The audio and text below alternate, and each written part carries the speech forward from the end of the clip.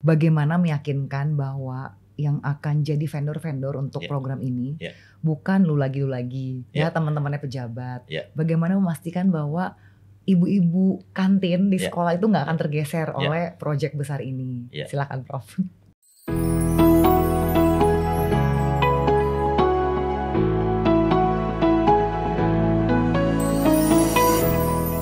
Halo, ketemu lagi di Gado-Gado Ceril Tansil. Kali ini tamu saya adalah orang yang baru saja dilantik untuk mengemban amanah yang luar biasa berat dan luar biasa jadi sorotan karena akan menjadi salah seorang yang menggawangi makan bergizi gratis. Ini adalah program besar dari Presiden terpilih kita Pak Prabowo. Langsung saja kita say hi ke Pak Dadan Hindayana. Halo Prof. Halo, selamat siang Mbak Sheryl. Thank you banget udah mau datang ke acaraku. Ya. Sejak 1-2 hari ini kan media rame nih. Ya. Pingin tahu siapa sih yang jadi kepala Badan Gizi Nasional. Ya. Ini nomenklatur baru. Ya. Beberapa media mungkin karena tidak kenal maka tidak sayang mengatakan ini terlalu terburu-buru dibentuk nomenklatur ini. Ya. Tapi saya sendiri udah kenal Prof sejak jadi salah satu dewan pakar ya, Ya. yang memberikan masukan tentang makan bergizi gratis. Ya. Thank you banget udah mau hadir di sini. Terima kasih, ini kehadiran saya pertama di podcast. Dan selamat tentunya untuk jabatan barunya yang Terima kasih. tidak mudah ya ini ya. Terima kasih. Terima kasih. Oke Prof, bagaimana Prof menanggapi ya berita-berita miring yang menyatakan bahwa ini nomenklatur yang terlalu mengada-ngada Ya. dan terlalu dipaksakan, terlalu Ya. terburu-buru karena bahkan Ya. katanya strukturnya itu belum dibuat. Ya, jadi begini kan, pada saat kita merencanakan program, kemudian Pak Presiden terpilih selalu menyampaikan ini harus dikelola oleh siapa. Dan selama diskusi itu memang banyak sekali masukan, tetapi Pak Presiden terpilih kemudian menyampaikan ini harus dikelola oleh satu badan yang khusus menangani ini. Jadi ya sudah lama diwacanakan dan kemudian akhirnya diputuskan menjadi Badan Gizi Nasional. Nah, kenapa kemudian harus dibentuk sekarang? Karena ini terkait dengan siklus ketatanegaraan, terutama siklus anggaran. Jadi kalau program ini ingin dilaksanakan mulai Januari, maka sudah harus masuk dalam nota anggaran tanggal 16 Agustus. Nah, agar masuk anggarannya dalam nota anggaran tersebut, maka badan ini harus sudah terbentuk. Makanya kemudian Perpres terkait dengan Badan Gizi ini dikeluarkan di masa atau di era Pak Presiden Jokowi pada tanggal 15 Agustus. Nah, ini setelah ini tugas saya adalah bagaimana mempersiapkan agar badan ini lengkap seluruhnya sehingga pada bulan Desember kita sudah bisa menerima DIPA atau daftar isian proyek dan kemudian 2 Januari sudah bisa dilaksanakan. Jadi tugasnya cukup intens nih dalam minggu-minggu ke depan ini karena kita selalu berkoordinasi dengan Bappenas, dengan Kementerian Keuangan, dengan Menpan RB, dan tugas pertama yang harus saya lakukan adalah bagaimana SOTK bisa terbentuk, struktur organisasi tata kerja, kemudian harus ada SDM yang menggawanginya, kemudian harus ada rencana kerja anggaran, Renstra, Renja, dan lain-lain, dan itu harus tuntas dalam waktu yang singkat sehingga Desember kita sudah menerima DIPA.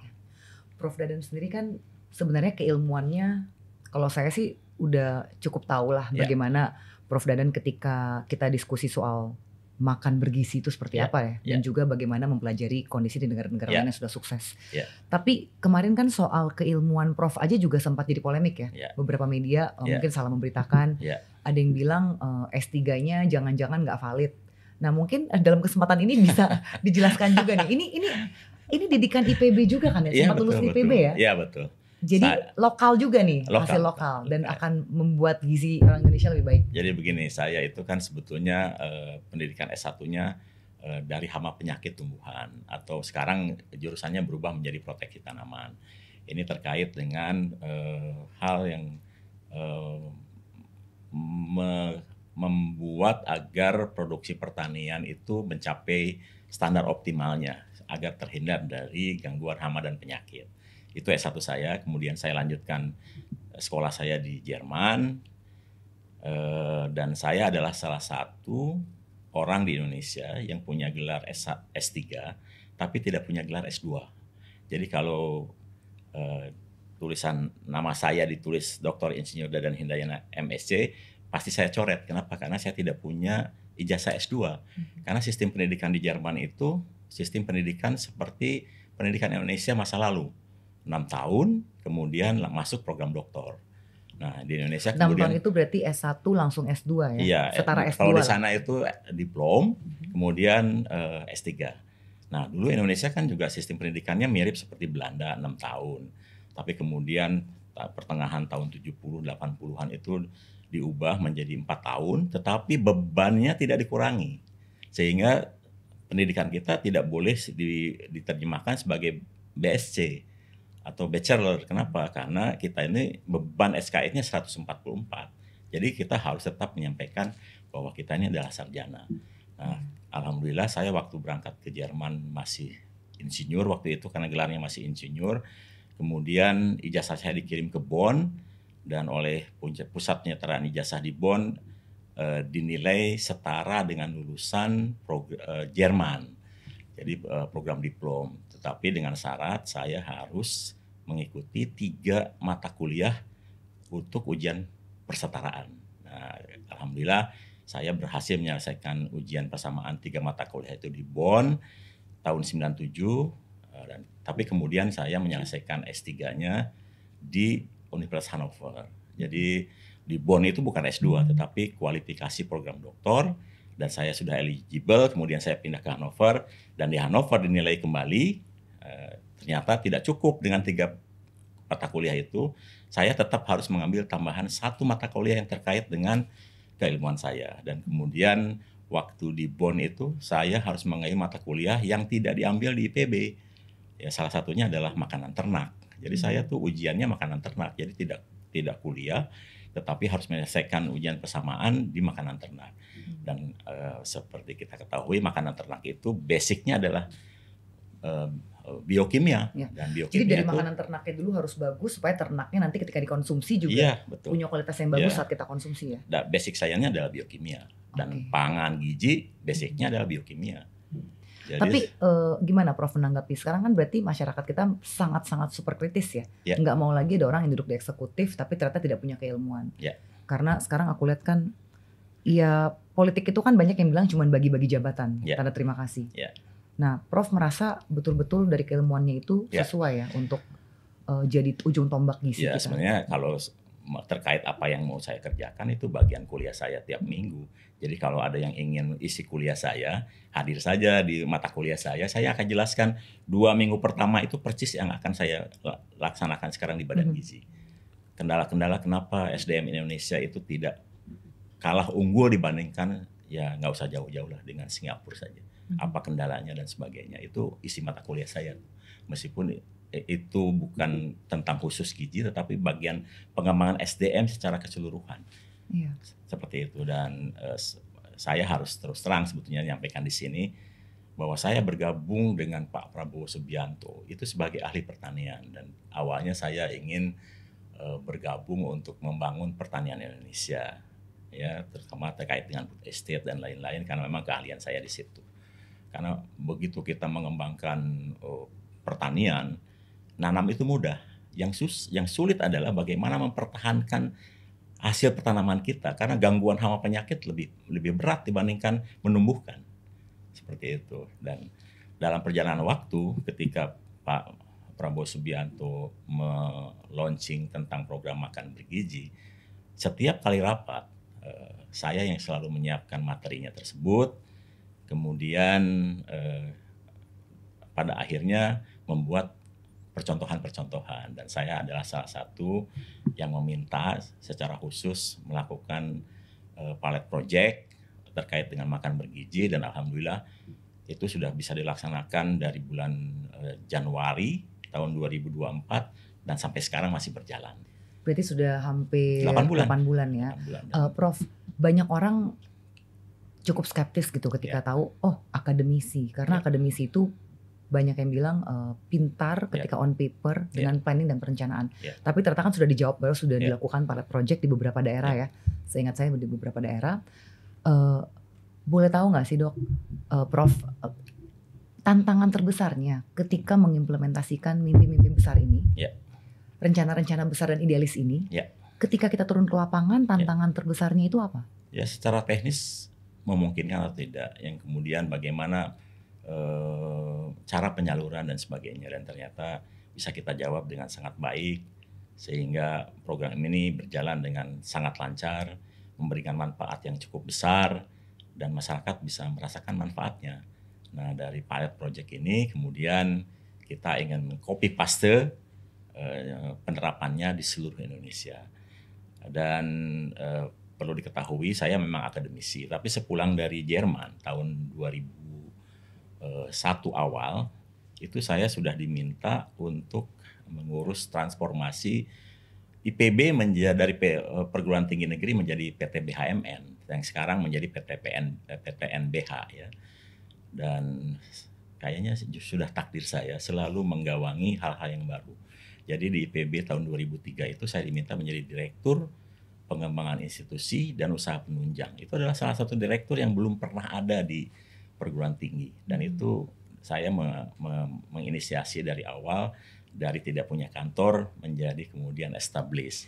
Kemudian setelah itu, setelah saya tidak di IPB, saya diminta oleh Kabupaten Halmahera Barat untuk mendirikan perguruan tinggi di Halmahera Barat, dan lahirlah Sekolah Tinggi Pertanian Kewirausahaan dengan format kurikulum yang berbeda dari perguruan tinggi lainnya. Yang kemudian saya setelah melahirkan bersama-sama dengan tim lain melahirkan perguruan tinggi itu, saya diminta kembali untuk memimpin perguruan tinggi tersebut, dan saya melaksanakannya dari 2014 sampai 2022 kemarin. Dan alhamdulillah ujungnya adalah perguruan tinggi baru tersebut sudah bisa dinilai dengan akreditasi baik sekali, dan itu akreditasi yang tertinggi yang bisa didapatkan oleh salah satu perguruan tinggi baru. Iya, saya mau balik lagi tadi dengan pilot project yang dilakukan Prof di IPB. Kalau nggak salah dulu terakhir saya kunjungan ke IPB itu sebelum pandemi ya. Nah itu waktu itu rektornya menunjukkan bagaimana anak-anak IPB harus bisa menghasilkan sampai produk jadi. Saya ingat tuh di ruangannya kayak ada packaging banyak lah makanan-makanan hasil anak IPB. Apa itu bagian dari yang tadi Prof bilang pengembangan usaha itu ya? Yang Prof jadikan pilot project itu ya? Iya betul, karena untuk melakukan pilot project ini kan saya tidak sendirian. Saya selalu berkonsultasi dengan salah satu guru besar IPB yang memang keahliannya di bidang gizi. Kayak saya minta juga beliau mengirim salah satu anak didiknya untuk bisa hadir di lapangan, menyusun menu, menyusun struktur gizi dan lain-lain. Dan alhamdulillah pilot project di lapangan itu bisa berlangsung dengan sangat baik karena memang dilaksanakan oleh orang yang memang cocok keilmuannya. Menurut Prof, dengan adanya Badan Gizi Nasional ini berarti dari sektor pertanian, perkebunan kita bakal lebih bagus juga nggak? Ya, karena itu kan itu hulunya banget. Karena begini, kenapa saya melakukan uji coba di satu tempat, bukan di Jakarta, tapi jauh dari Jakarta 2,5 jam. Itu karena kami ingin membangun ekosistem. Jadi kebetulan saya tuh sedang mengelola lahan 15 hektar di daerah Warung Kiara di Cibadak itu untuk melakukan uji coba pemupukan. Karena perang Ukraina, pupuk kita kan menjadi mahal karena kita harus import kan, karena salah satu sumber pupuknya dari Ukraina. Nah, kami itu ingin melakukan uji coba mengurangi penggunaan pupuk NPK sampai sepertiganya. Nah, kemudian kami kombinasikan sepertiga NPK itu dengan PGPR, Plant Growth Promoting Rhizobacteria, yaitu biofertilizer yang bisa kita lepaskan ke tanah, dan kemudian mikroorganisme ini membangun aktivitasnya sehingga kandungan di dalam tanah yang tadinya tidak tersedia menjadi tersedia untuk tanaman. Dan hasilnya alhamdulillah baik. Rata-rata nasional kan 5,2 ton per hektar, itu bisa 7,5 ton per hektar. Nah, ketika pilot project itu masuk, padi yang kita hasilkan itu kita tidak jual, Gabahnya itu kita keringkan, kemudian kita kirim ke penggilingan, kemudian kita ambil berasnya dan berasnya masuk ke unit pelayanan tersebut. Jadi makan yang dilakukan oleh unit pelayanan diberikan kepada anak-anak sekolah itu berasal dari sawah kita sendiri. Ya, jadi mulailah di situ sirkular ekonomi terbangun. Kemudian untuk 3.000 anak itu kita membutuhkan 200 kg beras setiap hari. Kita membutuhkan 350 kg daging setiap hari, daging ayam, atau membutuhkan 3.100 atau 3.200 tergantung jumlahnya telur tiap hari. Membutuhkan sayur 350 kg. Itu bisa dibayangkan petani yang tadinya menanam kangkung yang hanya dibeli 1-2 ikat menjadi bisa dibeli dalam jumlah banyak, pendapatannya meningkat tajam. Demikian juga tiba-tiba di sana ada orang yang menjadi agen telur karena dibutuhkan telur dalam jumlah banyak. Dalam percobaan kita juga kita berikan susu dan untuk 3.100 anak itu membutuhkan 600 liter susu setiap hari. Kalau produktivitas sapi itu 10 liter ya untuk di masyarakat, itu kan butuh 60 sapi. Berarti susunya itu dari sapi lokal Harusnya yang demikian. diternak di daerah Idealnya tersebut demikian. begitu ya. Idealnya demikian. Berarti ini juga menangkis waktu itu kan ada tudingan-tudingan bahwa wah ini berarti kita pro import. Katanya Ya. kita akan import semua susunya. Dalam jangka panjang kita bukan mengimpor susunya tetapi mengimpor sapinya supaya bisa menghasilkan susu di lokal kita. Jadi kalau kebutuhan satu unit pelayanan saja butuh 60 ekor sapi, kita bayangkan kalau dalam satu kecamatan di Jawa ini kan bisa ada beberapa unit pelayanan. Jadi sapi itu sebenarnya bisa dalam area kecamatan atau kabupaten bisa memasok unit pelayanan lokal. Jadi saya bayangkan potensi ekonomi yang akan tumbuh di daerah dengan adanya program ini itu luar biasa. Jadi kita harus tahu bahwa Indonesia itu sampai sekarang itu kelebihan produksi telur 200.000 ton per tahun. Kelebihan ayam 600.000 ton per tahun. Sisi lain, banyak anak-anak yang kekurangan gizi. Kenapa ini bisa lebih ini kekurangan? Karena kemampuan membeli tidak ada. Nah, kita hadir di tengah-tengah untuk membeli yang kelebihan dan menyalurkan kepada yang kekurangan. Ini data real di lapangan. Di daerah percontohan kita 60% anak Indonesia yang ada di daerah percontohan kita itu tidak pernah minum susu. Jadi mereka bukan tidak minum susu karena laktos intoleran, tetapi karena tidak mampu membeli susu. Padahal itu sangat penting juga untuk pertumbuhan anak. Kalau tadi bicara skema yang Prof jelaskan, saya tuh langsung mikirnya gini. Berarti Badan Gizi Nasional ini kan harus bekerja sama erat dengan Kementerian Pertanian. Ya. Tentunya Kementerian Perekonomian juga ya, keuangan gitu ya. Ya. Dan juga ini jangan-jangan Kementerian Koperasi juga nih kalau saya lihat. Tentu. Nah, berarti apakah nggak sebaiknya ada Menko-nya aja? Perlu Menko nggak sebenarnya? Ya, ini kan satu program utama yang langsung di bawah Presiden. Presiden itu sudah di atas Menko. Jadi Presidenlah yang mampu memberikan instruksi kepada siapapun. Dan betul sekali bahwa kita akan bekerjasama erat dengan berbagai kementerian. Contoh ya, ketika petani atau kita membutuhkan 350 kg sayur, saya membayangkan harusnya ada koperasi yang bisa mengatur petani dan masyarakat melakukan penanaman. Jadi tanggal ini berapa luas, tanam berikutnya berapa luas, sehingga pasokannya bisa terus masuk ke unit pelayanan kita. Jadi saya membayangkan dengan program ini suatu saat tidak ada pekarangan yang akan nganggur. Dan untuk pembinaan petani ini adalah ranahnya Kementerian Pertanian. Nah, untuk kemudian bisa dikonsolidasikan dalam badan hukum maupun koperasi, ya ini ranahnya Kementerian Koperasi dan UMKM dan Kementerian Desa. Jadi Kementerian Desa perannya sangat penting nih dalam pelaksanaan program itu. Nah, kemudian ketika rantai pasoknya harus dijamin, maka peran Bulog juga akan sangat penting nanti ke depan.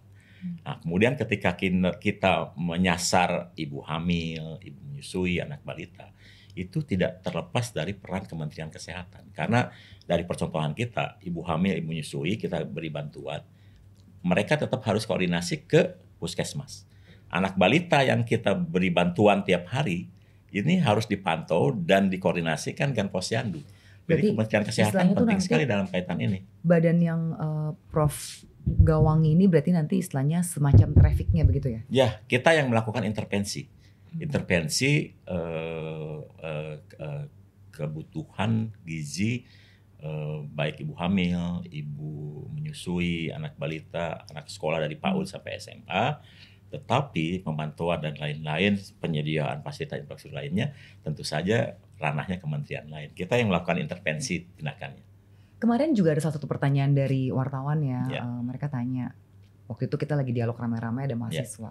Pertanyaannya, kalau Pak Prabowo jadi presiden, Ya. ini mahasiswa di depan Mbak Cheryl dapat nggak makan siang gratisnya? Waktu itu masih makan siang gratis. Ya, ya. Sekarang kan sudah diubah menjadi makan bergizi gratis. Nah, sebenarnya target sasarannya apakah semua sekolah negeri di Indonesia? Ya. Dan jenjangnya sampai apa? Karena kan terakhir saya baca sampai bahkan kejuruan. Kejuruan kan berarti sudah level SMA ya. Ya. Apakah memang seluas itu targetnya atau memang hanya dilihat dari kantong-kantong kemiskinan di mana ada sekolah tersebut begitu? Ya, Pak Presiden terpilih kita tuh memikirkan SDM secara luas dan tidak ingin membedakan negeri swasta, kaya miskin. Pokoknya semua yang eligible di usia itu harus mendapatkan. Berarti sekolah swasta juga dapat? Ya, jadi gini, target kita itu adalah ibu hamil, ibu menyusui, anak balita, kemudian sekolah PAUD sampai SMA termasuk santri, baik itu swasta maupun negeri. Jadi total keseluruhan kita itu menjadi target intervensi kita. Lalu misalnya sekolah-sekolah swasta di misalnya aja DKI begitu ya, kota metropolitan, kan banyak juga sekolah swasta yang boleh dibilang sudah termasuk berkecukupan. Ya. Itu tetap dapat? Dalam program kita itu termasuk bagian yang kita hitung. Tetapi, nah itu ya, sekali lagi seperti yang Pak Prabowo sampaikan. Kalau yang sudah biasa makan dengan 50.000 sehari kemudian mendapatkan lebih rendah dari itu, kalau tidak ingin menerima ya tidak apa-apa. Tapi kalau mereka juga ingin terlibat, tentu kami akan tetap hitung sebagai bagian menjadi target program kita. Lalu ini kan dana yang disetujui oleh rapat paripurna di DPR beberapa waktu yang lalu.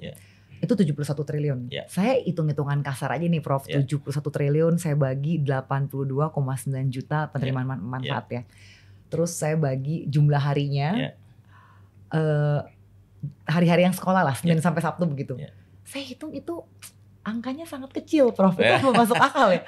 Belum lagi kan katanya dana 71 triliun itu termasuk untuk mendanai nomenklatur di bawah badan yang Prof Gawang ini. Karena strategi kita nggak begitu, jadi kita tahap awal. Mungkin hitung-hitungan saya bodoh banget itu pembagian. Jadi tahap awal ini kita tidak melakukan intervensi ke 82,9 juta, tapi kita akan bertahap mulai dari hitungan minimal 20 juta. Pada tahun 2015 akan meningkat menjadi 2025 kemudian akan meningkat di 2026 dan kita harapkan akan menyeluruh di 2027 paling lambat. Untuk 82,9 juta ini ya. Oke, berarti jelas intinya. Lalu kira-kira gimana? Apakah juga akan membuka mungkin membuka kemungkinan bagi swasta untuk ikut CSR? Ya tentu saja ya, karena sebetulnya ini kan program besar, program yang bisa menampung semua keterlibatan pihak, terutama para filantropi yang mungkin punya kelebihan dan sebagainya, yang ingin jadi orang tua asuh dan lain-lain, itu sangat welcome. Karena kebetulan Badan Gizi ini kan dalam Perpresnya disebutkan salah satu sumber pendanaannya selain APBN adalah sumber dana lainnya yang tidak mengikat dan resmi. Jadi sangat dimungkinkan. Nanti produk-produknya itu apakah hanya harus dari BUMN atau BUMD yang menyediakan makan ini, atau boleh swasta pitching seperti biasa, lelang seperti biasa? Karena ini program besar ya, semua pihak welcome. Jadi selama sesuai dengan undang-undangnya, sesuai peraturan ketentuan yang berlaku, tapi sebetulnya kita sangat ingin mendorong UMKM daerah tumbuh lebih cepat. Karena seperti kita ketahui, salah satu kendala perekonomian Indonesia adalah kekurangan likuiditas di pedesaan. Sehingga tidak mengherankan banyak anak muda lari ke perkotaan karena likuiditas di pedesaan kurang. Nah dengan program ini kita harapkan uang itu mengalir ke desa. dan menjadi trigger untuk pertumbuhan produksi lokal dan juga UMKM daerah. Karena dari percontohan yang kita lakukan itu, satu unit pelayanan bisa mengelola uang cukup besar ya, dan bahkan lebih besar dibandingkan dana desa sekalipun. Jadi kita berharap dengan likuiditas yang besar Mas turun ke daerah, pemuda-pemuda yang tadinya dari desa lari ke kota bisa kembali ke desa untuk membangun daerahnya. Dan banyak lahan-lahan yang sebetulnya cukup subur di daerah kita yang tidak optimal dilakukan karena mungkin memang yang paling berat di dalam produksi pertanian adalah market. Ya. Banyak perusahaan besar atau program pemerintah membina para petani untuk produksi, tetapi kemudian seringkali kelemahan paling utama ketika produksi sudah ada, tidak ada yang beli. Nah, dengan hadirnya program ini, kita menjadi off-taker terdepan, dan ini off-taker yang clear karena program dilakukan tiap hari sepanjang tahun. Jadi off-taker sudah ada, jadi sekarang produksinya harus ada. Jadi saya berharap lahan-lahan nganggur yang tidak optimal pun nanti bisa lebih produktif dan para pemuda yang tadinya lari ke kota bisa kembali ke desa untuk membangun daerahnya. Nanti Prof, kalau misalnya sudah berjalan ini ya, salah satu juga pertanyaan orang-orang bagaimana nanti skema pemberian dananya, apakah lewat Pemprov, Pemda masing-masing atau dari pusat langsung ke sekolah-sekolah atau bagaimana? Jadi ini sebetulnya salah satu program yang dikelola oleh badan khusus dan mekanismenya hanya melalui badan, langsung penyaluran ke bawah. Demikian. Lalu Prof, kira-kira nih kan salah satu amanah dari Presiden Jokowi ya, dibilang saya berharap nih supaya Badan Gizi Nasional nggak cuma ngurusin gizi, tapi juga jadi tempat sosialisasi supaya orang-orang di Indonesia lebih peduli untuk makan sehat. Dan makan sehat itu kan kadang nggak enak ya Prof ya. Kita kan depannya gorengan gitu. Gorengan tuh itu kayak Asian value kita banget gitu loh. Nah selama 8 bulan kemarin, sempat dilihat nggak itu makanan mereka habis atau enggak, bekalnya gitu ya, kotak makannya. Terus kira-kira tantangan membuat menu yang beragam dan ya istilahnya anak kecil kan. Anak saya aja susah makan Prof. Padahal makanannya menurut saya udah enak tapi susah makan. Apalagi kalau misalnya kita ini makanan dari catering dan harus bergizi. Dan ini kan menciptakan menu-menu itu tantangannya gimana sih Prof? Cerita dong. Ya gini, memang badan ini kan diharapkan dalam jangka panjang ya. Tidak hanya melakukan intervensi makan bergizi kepada penerima, tetapi sebutnya jauh lebih dari itu, yaitu untuk menciptakan hidup sehat. Tapi ini kan dalam jangka panjang, step by step. Step by step. Langkah pertama kita adalah bagaimana anak-anak sekolah ini mendapatkan akses gizi yang sama. Ini sebetulnya kan juga hak asasi yang ditetapkan oleh Badan Dunia ya, bahwa setiap anak berhak atas gizi yang baik. Nah, yang kita lakukan pertama kali adalah melakukan intervensi ini, yang selama ini tidak ada yang melakukan. Sehingga semua anak itu mendapatkan gizi yang sama. Nah, terkait dengan menu, memang di tempat percontohan kita, dan kita selalu menerapkan bahwa di setiap nanti unit pelayanan selalu harus ada ahli gizi. Dan ahli gizi ini betul-betul menyiapkan menunya sesuai dengan selera lokal. Ya, selera lokal. Jadi Badan Gizi sendiri tidak akan menetapkan menu, tetapi menetapkan standar komposisi gizi. Jadi standar komposisi gizinya harus sama, tapi isinya itu sangat tergantung dari karakteristik daerah, sumber daya lokal, dan kesukaan daerah. Contoh misalnya di Sukabumi ya, anak itu lebih senang makan ayam, tidak terlalu suka makan ikan. Kalau makan ikan, dia ikannya harus kelihatan, digoreng seperti ibunya memasak di rumah. Jadi kalau udah file digoreng gitu nggak mau ya? Nggak suka dia. Jadi kalau lihat ayam itu harus memang ikan, dia harus lihat ikannya digoreng. Dan taste-nya harus sesuai dengan ibu-ibunya masak di rumah. Jadi si ahli gizi ini memang melakukan kajian-kajian yang memang cocok untuk lidah masing-masing. Nah kemudian contoh di Sukabumi itu, menu yang paling dinanti-nanti adalah daging sapi. Nah, tapi kalau kita masak daging sapi setiap hari kan cukup mahal. Jadi kita terapkan misalnya sebulan 2 kali, sebulan 3 kali. Dan ini menjadi menu yang dinanti-nanti oleh mereka. Begitu. Jadi ya kita berusaha agar rasa itu sesuai dengan selera masing-masing. Contoh nanti misalnya di Maluku atau di Maluku Utara, contohnya di Halmahera gitu. Anak sana kan senang makan ikan dan sudah terbiasa dengan ikan biasa. Anak sana itu kalau keluar ke Jawa 1 minggu tidak ketemu ikan pusing dia. Jadi ada kemungkinan menu di sana nanti akan ikan lebih dominan. Karbohidratnya pun demikian. Di sana kan terbiasa ada makan kebun ya. Makan kebun itu karbohidratnya itu kan dari singkong dan dari pisang yang direbus. Nah, itu bisa saja menggantikan nasi untuk wilayah tersebut gitu.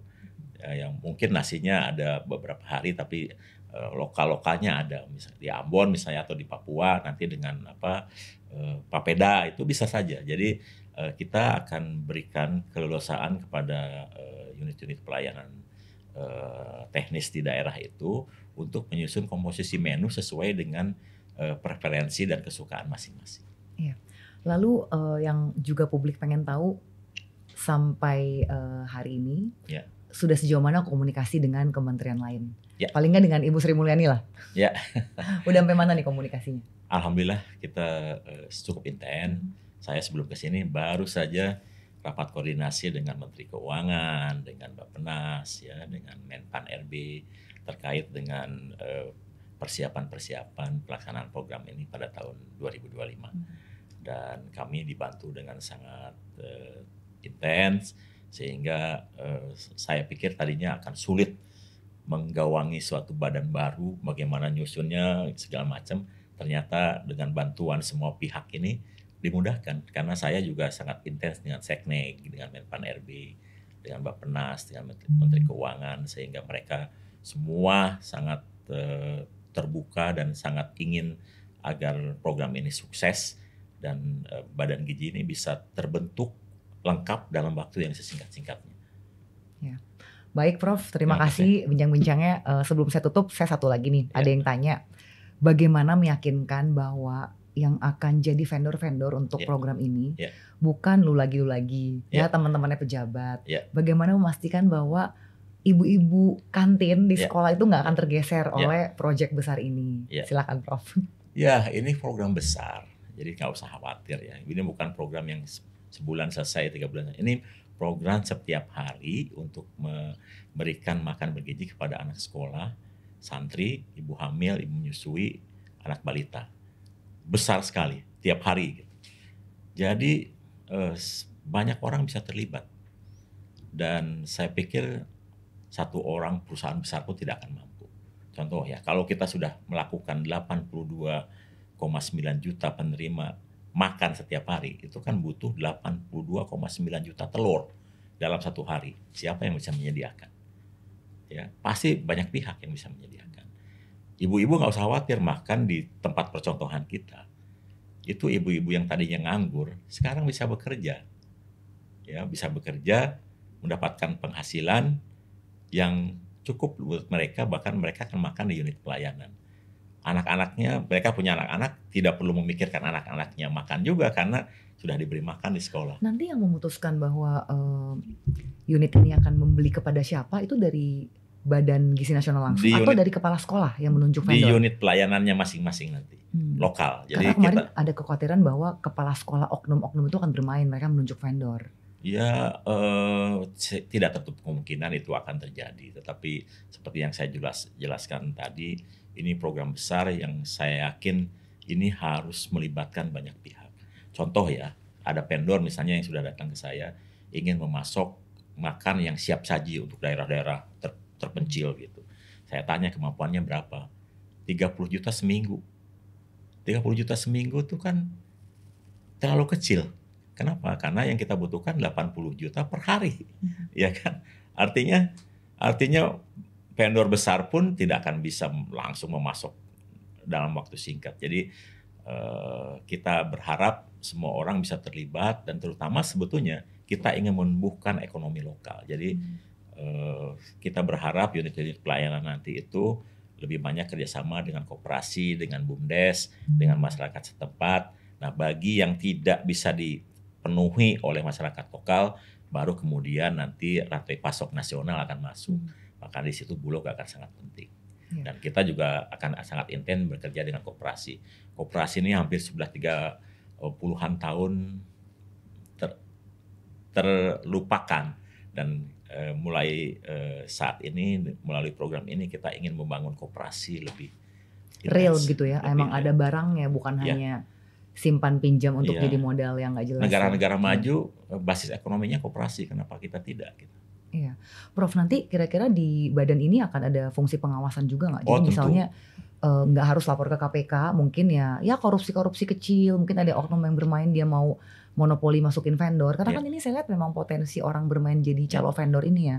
Itu apakah fungsi pengawasan juga akan diaktifkan langsung dari badan ini? Tentu, terutama kita ingin membangun digitalisasi dari awal.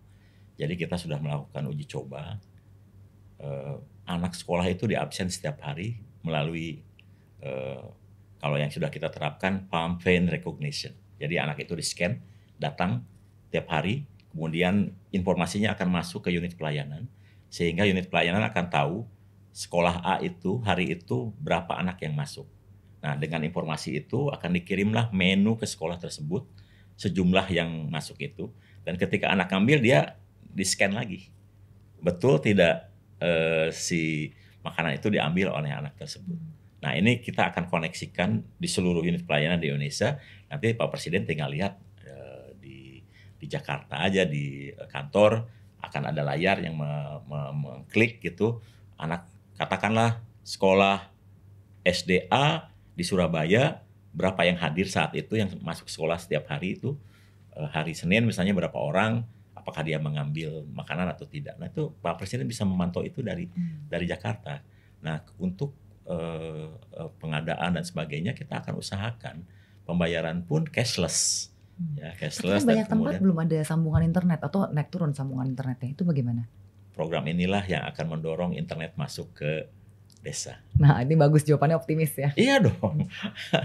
Oleh sebab itu kita harus kerjasama. Tapi berarti sudah dipikirkan ya memang bahwa ada beberapa tempat yang koneksi itu sangat sulit. Iya, dan ini adalah dorongan buat Kominfo agar lebih cepat membangun BTS-BTS. Berarti nambah lagi ya satu ya. Iya rekannya Kemeninfo sekarang. Kami sudah koordinasi terkait dengan itu. Oh, sudah sampai pembicaraan dengan sudah menginginkan agar karena ini ingin digitalisasinya sangat intens, jadi dukungan terkait dengan digitalisasi harus masuk sampai ke pelosok. Baik Prof, terima kasih ngobrol-ngobrolnya. Ini teman-teman pemirsa di Cokro, moga-moga makin jelas dengan program makan bergizi gratis. Di kolom komen silakan tanya-tanya. Nanti kalau ada kesempatan kita undang lagi Prof Dadan. Mungkin Januari saya undang lagi, boleh ya Prof ya? Siap. Ketika kita groundbreaking. Iya, nanti saya diajak ya. Baik. Terima kasih atas undangannya. Makasih banyak Prof. Yuk sampai ketemu, bye-bye.